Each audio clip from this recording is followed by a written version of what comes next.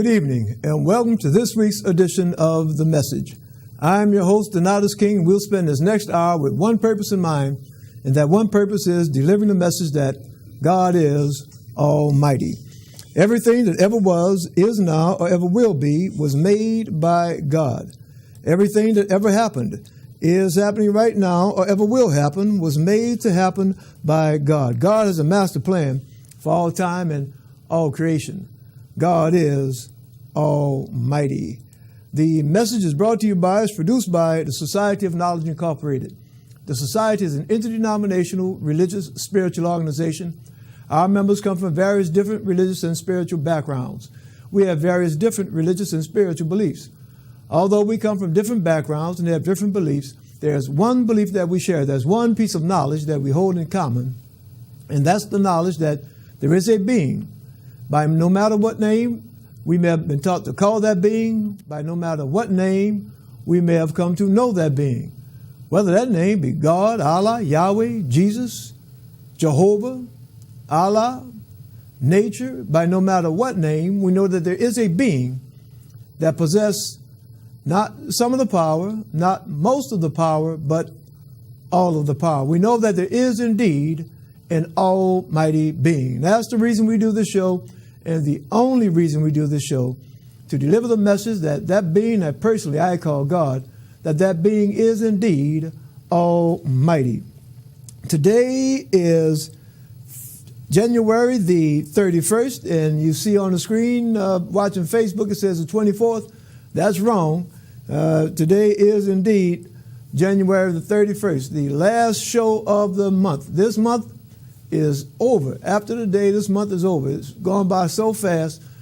1/12 of the year is already gone. But I remind you of today's date because tonight, as we are on most Thursdays, we are live. And I remind you of that fact because this show is an open discussion. It's a two-way conversation. For those of you that are watching by Facebook, I see Donatus watching by Facebook.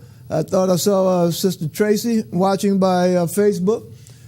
Post your comments and join the discussion. If you are watching by television, you see the telephone number that's on your screen. That's 504-483-3336. Call that number and join our discussion. If there's something that's going on in your church, your mosque, your masjid, your temple, your place of worship, and you want to let the world know about it, call in and let the world know about it. If there's something that's going on in your nonprofit organization, call in, let the world know about it, or post your comment, and we will share that comment over the airwaves. More important than what's going on in your place of worship, more important than what's going on in your nonprofit organization, if there's something that God has done for you in your life, a miracle that God has worked in your life, share your testimony. Sister Lorraine, thank you for watching on Facebook. Sister Tamiko, thank you for watching on Facebook. If there's something that God has done for you in your life, share your testimony. You know, there's some folks that are in need of knowing that God is still working miracles in the year 2019. So share your testimony. Your testimony might be the one thing that someone hears that will strengthen them, that will encourage them, that will give them hope, help them to hold on. Let's move on with the program. And the format of our program is we have our announcements, then we have our testimonies. After that, we have our religious spiritual study. And always we're reminded to prove all things, hold fast that which is good, coming out of the first book of Thessalonians chapter 5, verse 21. And our discussion topic tonight is faith. F-A-I-T-H, faith. That's our discussion topic tonight. Then we'll have our words of inspiration coming out of the book of Exodus chapter 3, verses 14 to 22.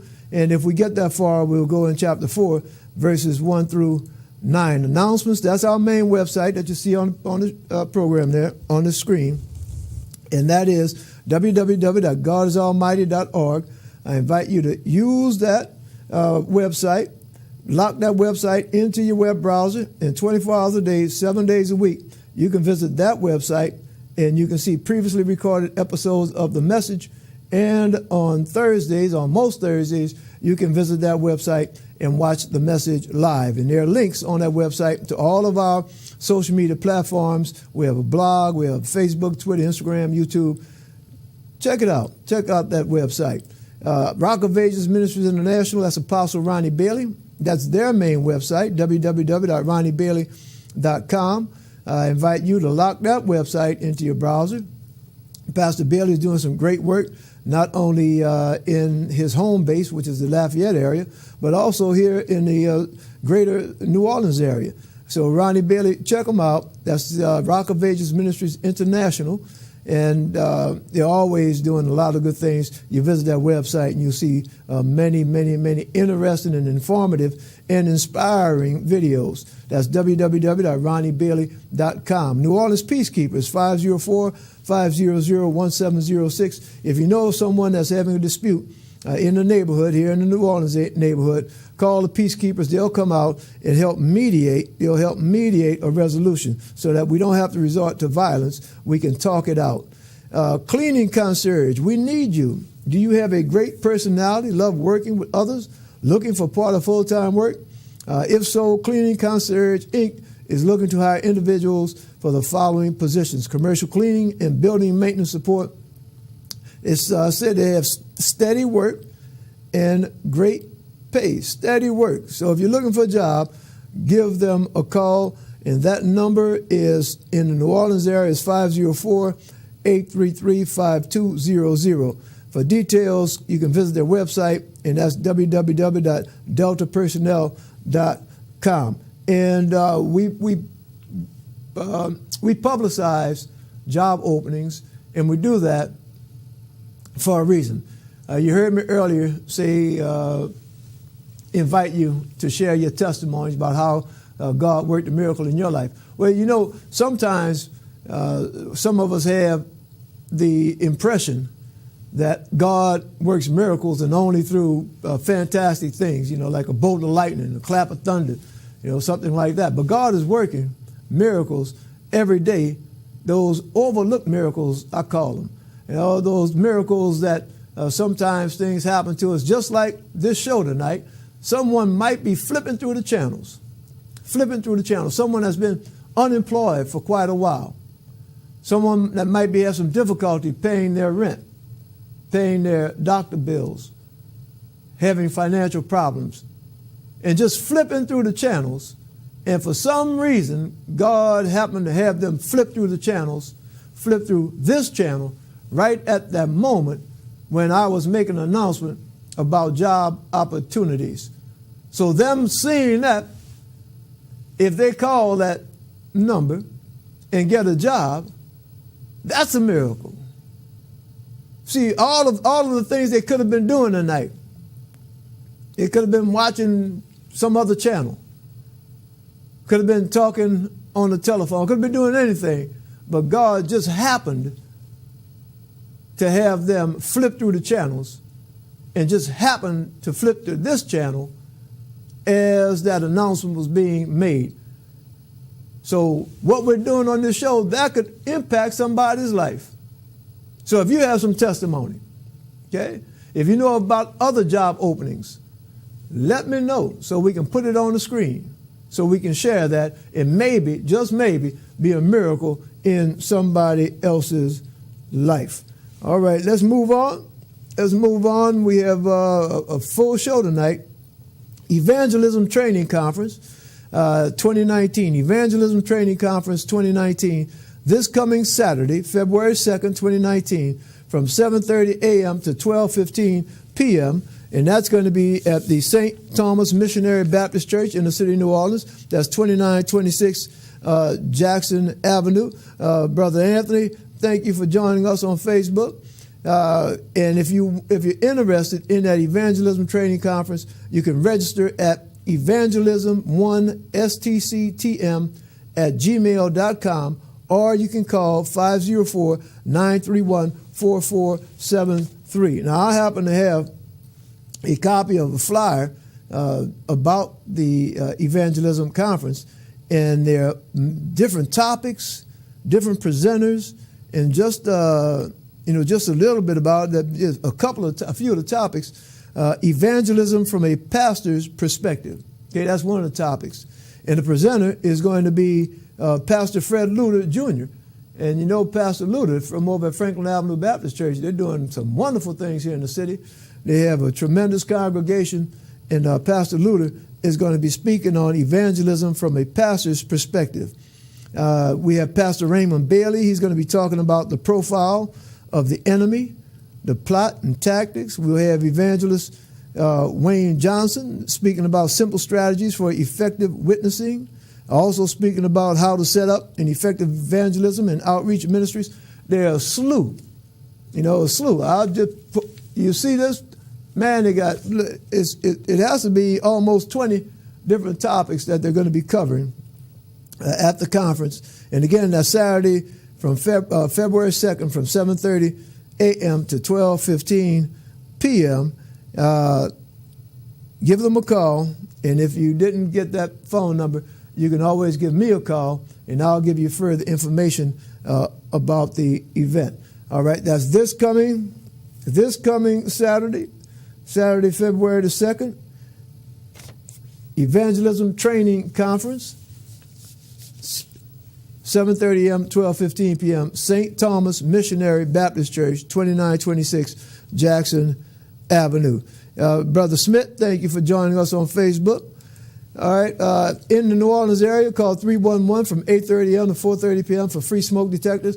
All of you that are watching by Facebook, I remind you to please hit the share button. Let your friends know that we're on air. Share this to your Facebook pages. And as important, hit the like button. Hit the like button. All right, thank you. Let's go on, move on with the show. Check your car's back seats for babies, and I can't stress that too much. I can't stress that enough. Check your car's back seats for babies. This weather has been nothing to play with. In New Orleans and in the New Orleans area, we've had a few cold nights where the temperature has gotten down into the upper 20s, the mid 30s, and it's easy for a child to freeze to death in the back seat. So get in the habit of checking your car's back seats for babies. All right, testimonies. We don't have any testimonies tonight, so we're going to go straight into our religious spiritual study, and we will be coming out of the book of Thessalonians, prove all things, hold fast that which is good. Our topic tonight, faith. Faith. That's our topic tonight, faith. So let's get right into our topic. Faith. What is faith? Faith, now this is the dictionary definition of faith. Faith, the first definition, complete trust or confidence in someone or something. Complete trust or confidence in someone or something. Synonyms are trust, belief, confidence, reliance, dependence. Okay, that's faith. Now, another definition is a strong belief in God or in the doctrines of a religion based on spiritual apprehension rather than proof. Synonyms are religion, church, sect, denomination. All right, so let's just talk a minute about faith. Okay?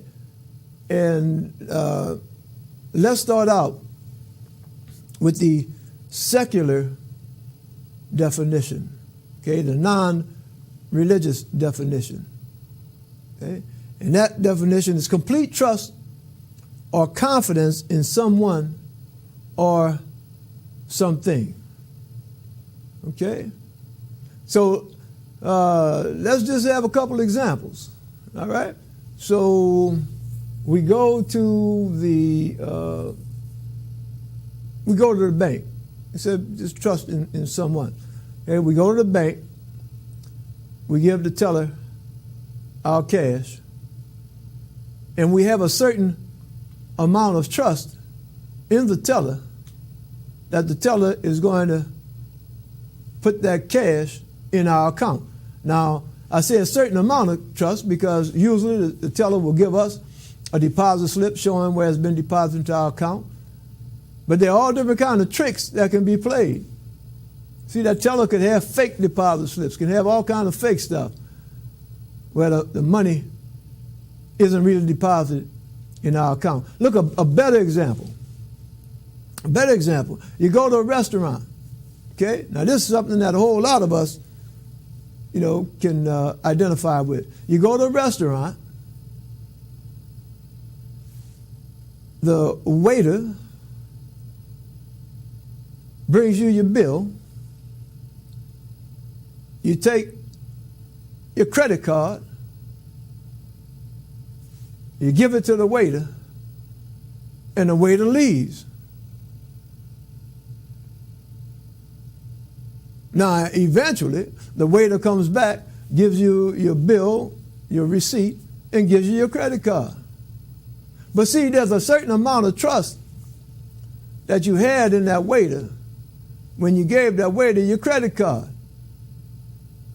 You see, because when that credit card goes out of your sight, you don't know what that waiter is doing with that credit card. And yes, there are times when some of those folks will take those credit cards and steal the numbers off them and misuse your credit card, and you'll find all kinds of charges on your credit card. But most of the time when we go out to dinner, go out different places, we don't worry a whole lot about what the waiter is doing with the credit card. And we don't ask the waiter, well, look, I want to walk with you back to the cash register and watch what you're doing with my credit card. See, we don't do that. There's a certain amount of trust that we have. And that makes our life that much easier. And the less we worry about what that waiter's doing, the less stress we have, the less anxiety we have. See, some of us will rationalize it and reason and say, well, look, I'm not going to worry about it because I check my statements every month. And if I check my statement and find something that's wrong with it, I can notify the people and they'll take that charge off of that. See, so we do have some worry about, some anxiety, but not too much because we know that there's a remedy. And we have, understand now, we have faith. Look at that. We have faith that the system is going to work. We have faith that if we check our statement and find there's a bogus charge on there, that the bank will remove that charge. We have faith in that. See, if we didn't have that faith, then we wouldn't give that credit card to the waiter. We would step by step behind that waiter and watch that waiter put that card in the machine and make sure that that machine is not one of them credit card skimmers. And look how much more complicated our lives would be. But because we have that certain amount of faith, our stress level, our anxiety is reduced. Look, when we wake up in the morning, okay, the definition said having a trust or confidence in someone or something. A lot of us have faith in our automobiles, those of us that have cars. See, we have faith when we wake up in the morning to go to work. If we have to be to work for 8 o'clock and we know it takes 20 minutes driving to get to work, we might not leave our house until 7:30. Some of us might really push it and leave at 20 minutes to 8 because we have faith that when we get in that car and turn that ignition, the car is going to start and we're going to get to work on time. We have faith. Now, sometimes our faith is misplaced because the car doesn't run, but if we don't have any indication that there's something wrong with our car, when we get up in the morning, we're not worried about it starting. We're not worried about having problems with it. We just get in it, whoop, turn the ignition, and we're gone. That's faith. We don't have stress. We don't have anxiety. We're not worried about it. That's faith. Having faith in someone or something. Having faith reduces our stress, reduces our anxiety. Now, I did a little bit homework. I did a little studying. And some of the studying that I did, I found out doing a little research, and it says that research says that a lack of faith, a lack of confidence, a lack of trust can lead to stress. If I have old hoopty out there and I don't know if it's going to start or not, I've been having problems with my battery, and I don't know if it's going to start or not. Sometimes it starts, sometimes it doesn't. I don't have any faith in that car. And that lack of faith leads me to have anxiety, leads me to have stress. I get up in the morning getting ready to go to work. Instead of leaving at 7:30, I might go out there at 7:15 because I know I might have to fiddle around. I might have to get a jump. And with all that going through my mind, that's giving me stress, giving me anxiety. Now look, stress, anxiety, because I have a lack of faith. Now, I did a little bit more research, a little bit more studying. I studied some biology. And when I studied that biology told me that when you have stress, when you experience stress, there's a physiological change to your body.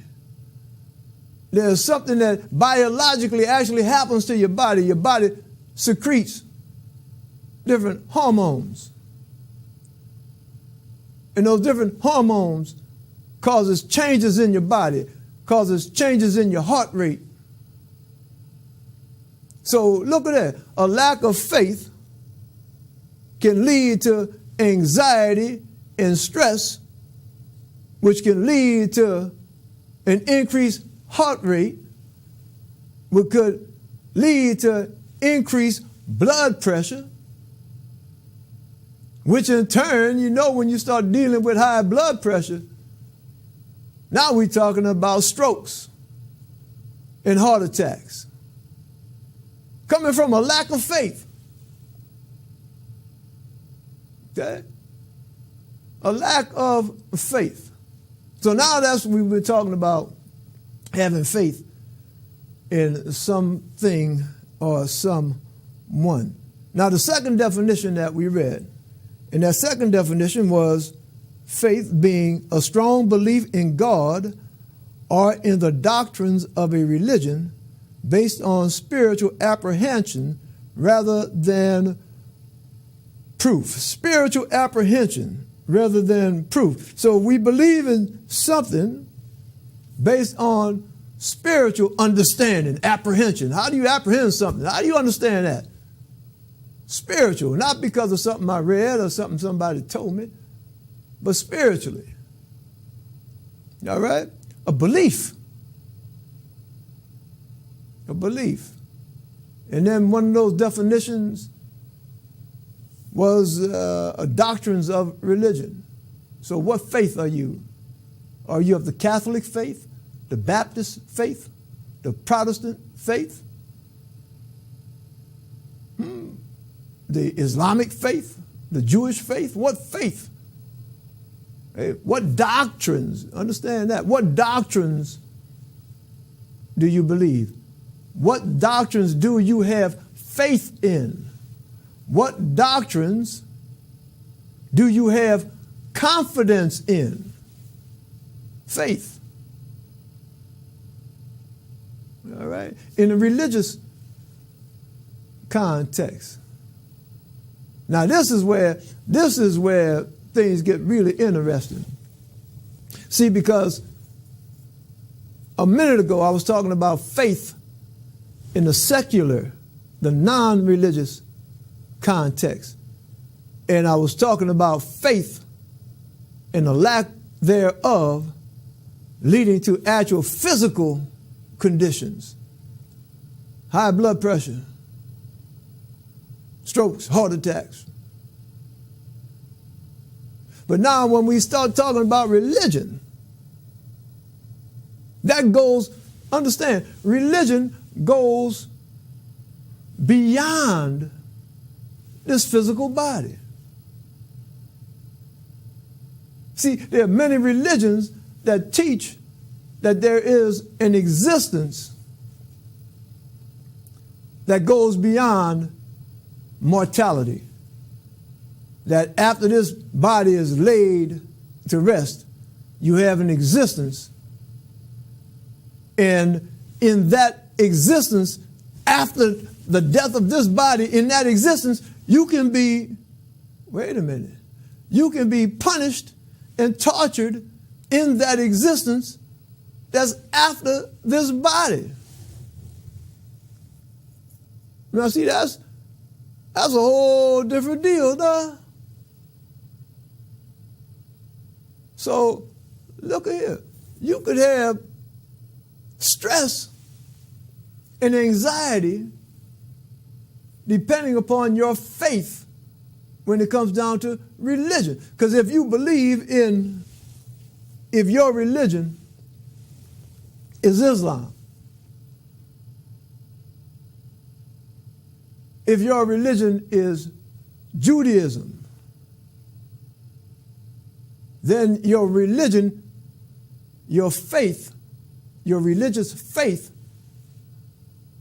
teaches you that if you consume pork, if you eat ham sandwiches, if you eat bacon, you're going to be punished after you die. Now see, it's bad enough you're worrying about stuff going on and happening to you while you're living, but now you're worrying about stuff that's going to happen to you after you're dead. Now tell me that's not some stress and some anxiety. Your faith. All right?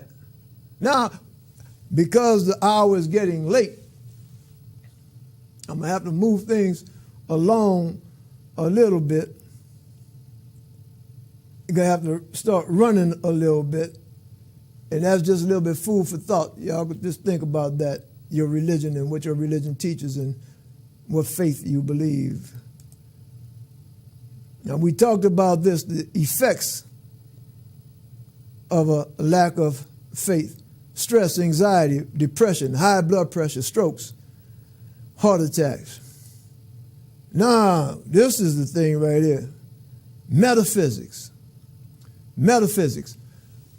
Metaphysics is the branch of philosophy that examines the fundamental nature of reality, including the relationship between mind and matter, between substance and attribute, and between possibility and actuality. Metaphysics.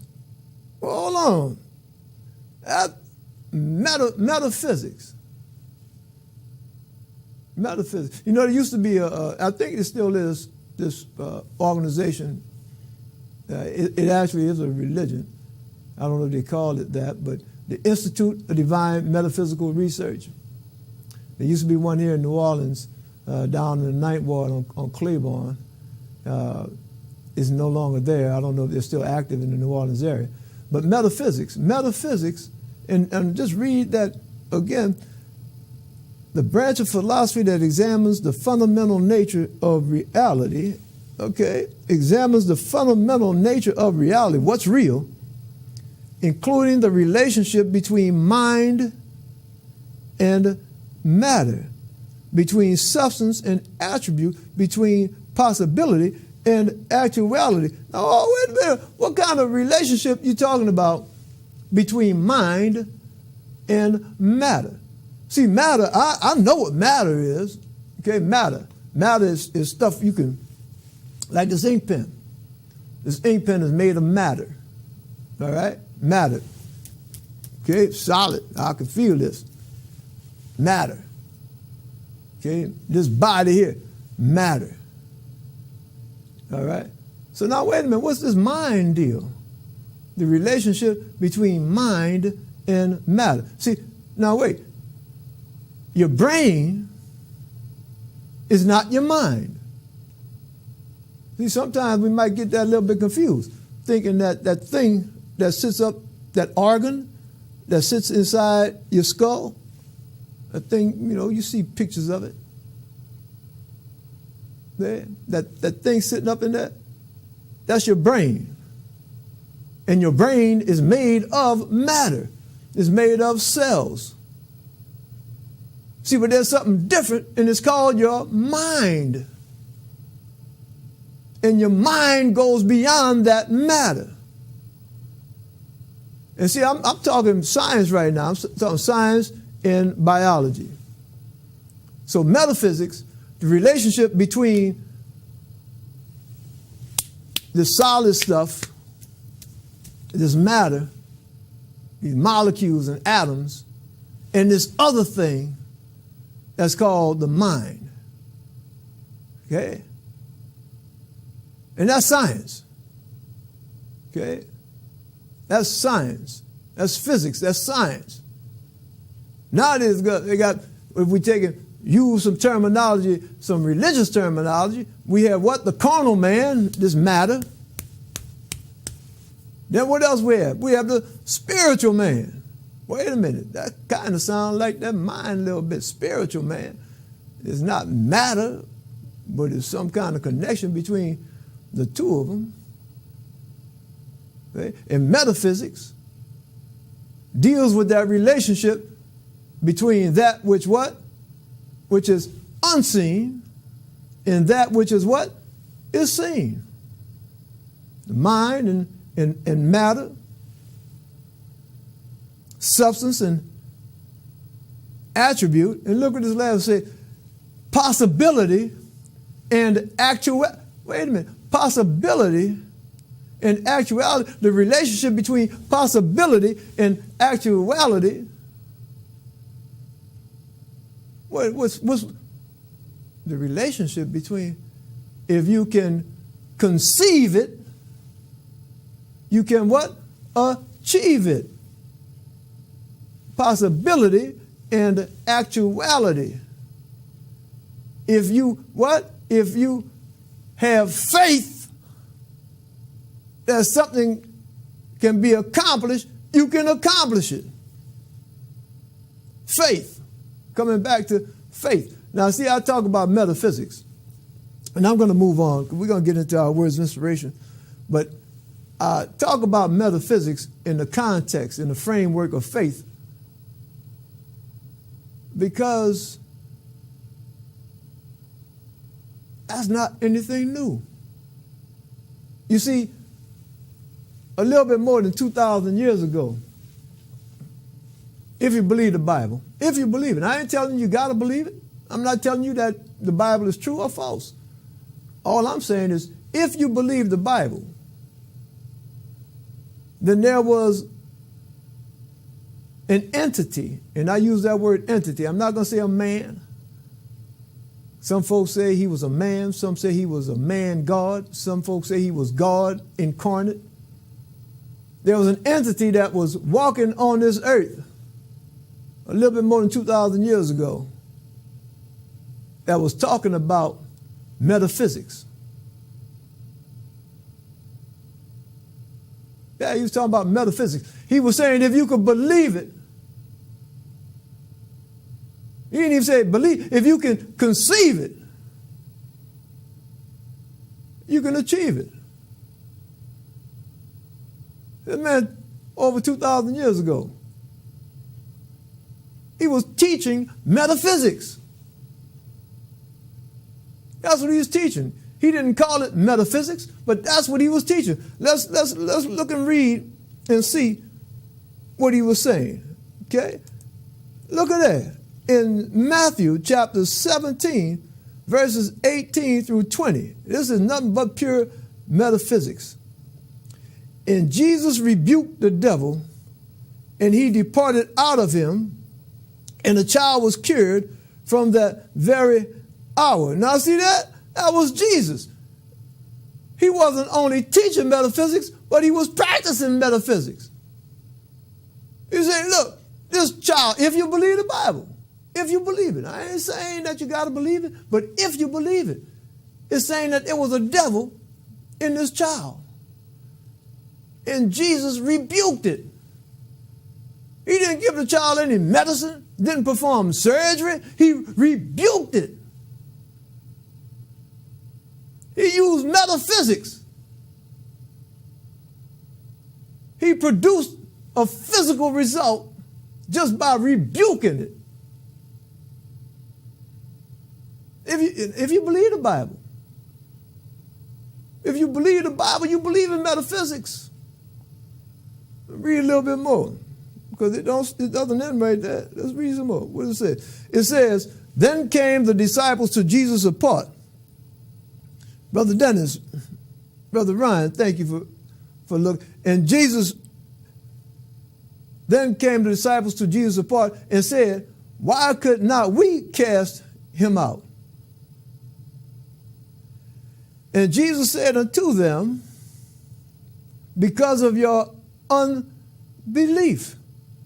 For verily I say unto you, if ye have faith, there's that word, faith, as a grain of mustard seed, ye shall say unto this mountain, remove hence to yonder place, and it shall remove, and nothing shall be impossible unto you. If ye have faith as a grain of mustard seed. Now, mustard seed is a little bitty tiny thing. If you just have that much faith, you will say that mountain move, and that mountain will move. Metaphysics.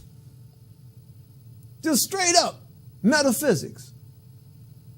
Now, if you believe, now, see, some of y'all might say you believe the Bible, but then when you start reading stuff like that, you say, oh, well, he didn't really mean that literally. He didn't really mean that, you could tell that mountain to move and that mountain move. No, he didn't really mean that. That was just a metaphor. That was an allegory. He didn't really mean that literally. Well, now, if that's your understanding of the Bible, if that's your belief, then that means that you're going through the Bible and you're saying some of it you can believe, some of it you can't. Some of it's literal, some of it's an allegory, some of it's a metaphor. And then if that's what you're saying, then you're saying that, well, how do I know what's literal, what's an allegory, what's a metaphor? Well, maybe my pastor has to tell me, or maybe my brother, my mom, my dad, my sister. But then some of you is saying, well, hey, I believe it and I understand it.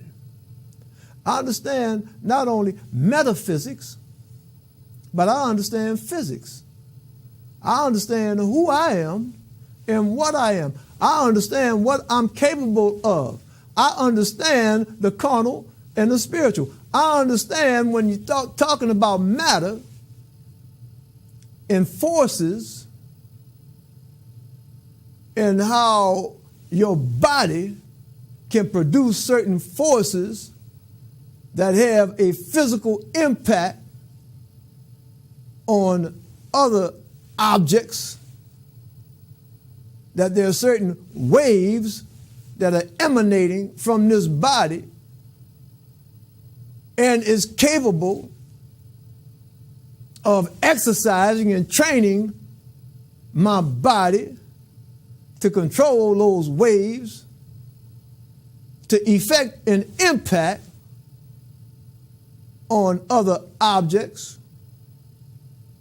And one element of that exercising to build up that ability and that capability, one element is to have faith that it can be done. To have faith that it can be done. Faith of but a mustard seed. You tell that mountain to move, and it moves. Metaphysics. All right. And nothing shall be impossible unto to you. All right, let's roll on. Let's roll on. Words of inspiration coming out of the book of Exodus chapter 3. And we're going to start verse 14 to 22. I think we might have a little bit discussion about faith in these scriptures. And God said unto Moses, I am that I am. And he said, thus shalt thou say unto the children of Israel, I am has sent me unto you. Now this right here, that scripture is dealing with faith. It's dealing with faith. You see, because Moses saw the burning bush. And Moses is saying, well, hold on now. This doggone bush is talking to me. Scripture said that God was speaking through the burning bush. This bush is talking to me and telling me to go do all these kind of things. Go talk to the Jewish people, the Hebrews. But now, they're going to want to know, where do I get this information from? You see, before they follow me, before they believe what I tell them, they're going to want to know, well, where'd you get that from? You see what Thessalonians say, prove all things? See, Moses said, look, when I go tell them Hebrews to do this, that, and the other, they're going to ask me, well, where'd you get that from? Who told you that? See, they don't have enough faith in me to follow me. They don't have enough confidence and trust in me, Moses, to do these things that I'm telling them. So you got to give me something that they will have faith in, something that they will have confidence in. So give me a name. Give me a name. Give me a name I can tell them. And see, we talked about this for the past 2 weeks. We talked about God's response, God's reply. See, God didn't say, well, tell them Jehovah. Don't tell them Elohim. Don't tell them none of that. Tell them I am. Okay? I am that I am. That's who you tell them. And that right there instilled confidence, instilled faith. The I am instilled faith, confidence in the Hebrews that they would believe and follow what Moses was saying. The I am, the faith. All right, let's move on. We're getting kind of working towards the end.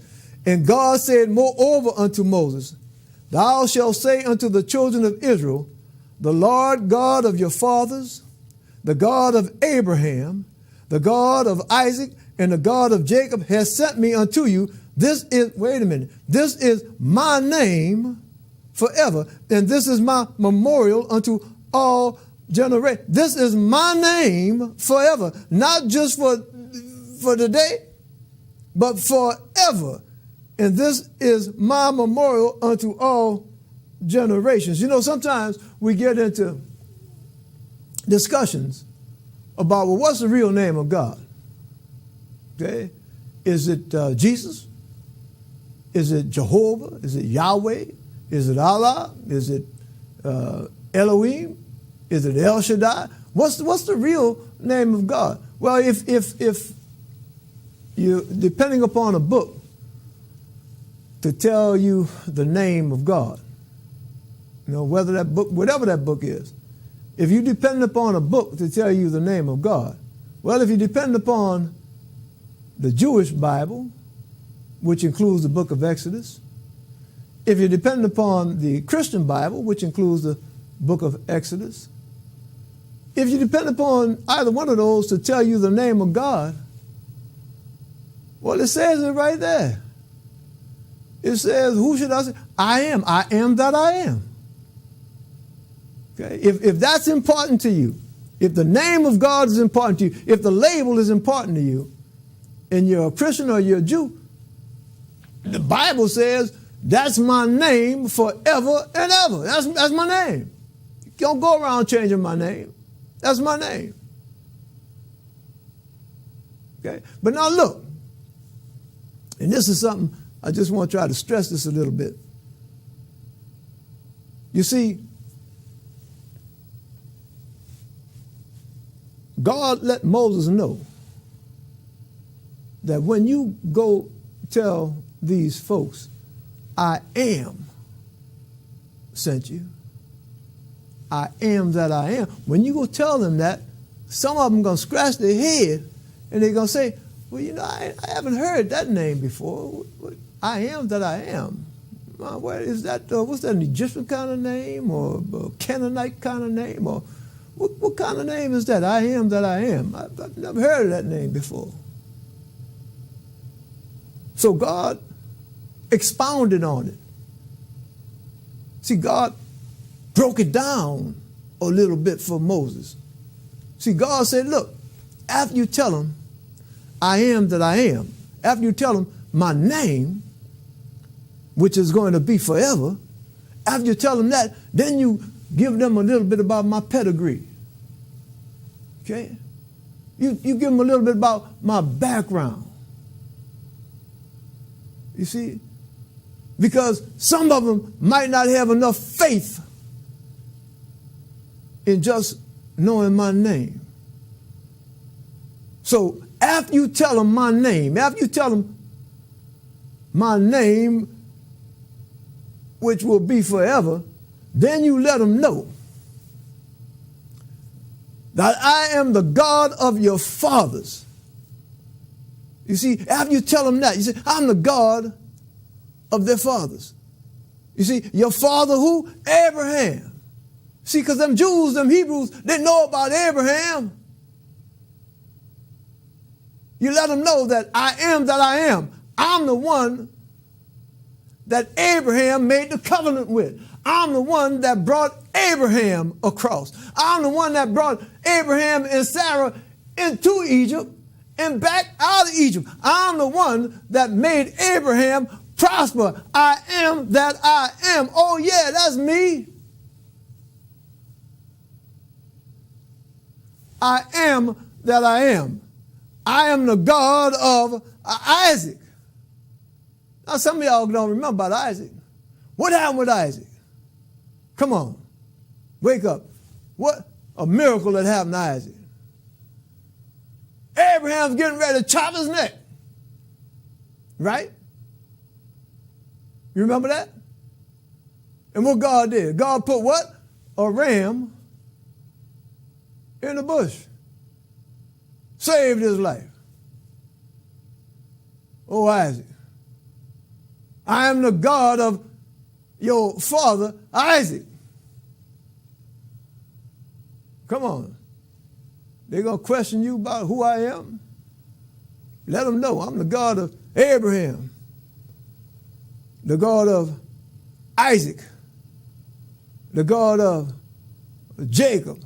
Who is Jacob? Jacob had the 12 tribes. Oh, yeah. Oh, yeah, the 12 tribes. Oh, Jacob. Jacob that saved the whole Hebrew nation. Brought them from the famine. Brought them into Egypt where they were treated real well while Jacob was alive. Oh, yeah. Oh, that's the God. Oh, wait, Moses, that's the God. Why didn't you tell us that's who you was talking about, I am? Oh, I know I am. I didn't know him by that name, but now that you break it down for me, I know who the I am. So now we have faith in you. That's all you have to do, just tell us who you was talking about. The I am that I am. Faith. See, sometimes a little lack of knowledge will keep us from having faith. I'm gonna share something with you right now. You know, we talked about earlier, I talked about stress, anxiety, the physical effects it'll have on your body. Stress, anxiety about things that's going to happen after you're dead. I got faith. I'm going to tell you now. I have faith. And I know for sure that because I have faith, and I'm not bragging, I'm praising right now. I'm not bragging, I'm praising. I'm giving thanks to God. See, I'm on no kind of medication. See, I don't take any pressure medication, my blood pressure, none of that. And that lets me know that, see, that whole lot of stress, I'm not experiencing that. A whole lot of anxiety, I'm not experiencing that because of faith. And I know that my health is because of my faith. And my faith that it's in God's hands. Understand what I'm saying? It's in God's hands. See, I know I have faith that no matter what is supposed to happen to me tomorrow, it's going to happen to me. You see, I have faith that God is almighty. I have faith that there is an almighty being. I have confidence that God is in control. If God has a plan for me to be in Timbuktu tomorrow, and yes, Timbuktu is a real place. If God has a plan that tomorrow I will be in Timbuktu, I have faith and confidence that that's where I'll be. I don't have no doubt about it. As I stand up here today, I can't think of, well, wait a minute, Timbuktu, that's on the other side of the world. Now, I'm going to get there. I don't have no money to buy no plane ticket.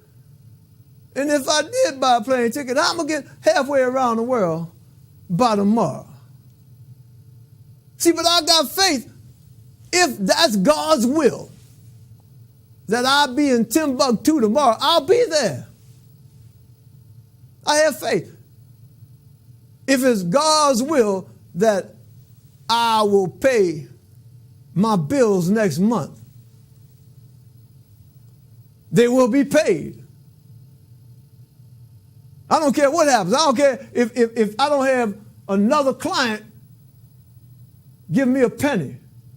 I don't care what happens. I don't care if no more money comes into my bank account. If it's God's will that I pay my bills next month, they're going to be paid. How they going to be paid, I don't know. But I know if it's God's will, it's going to happen. So I ain't worried about it. Stress. Worried about it. Just like giving that waiter that credit card in the restaurant and he takes it in the back. I ain't worried about it. Stress. Faith.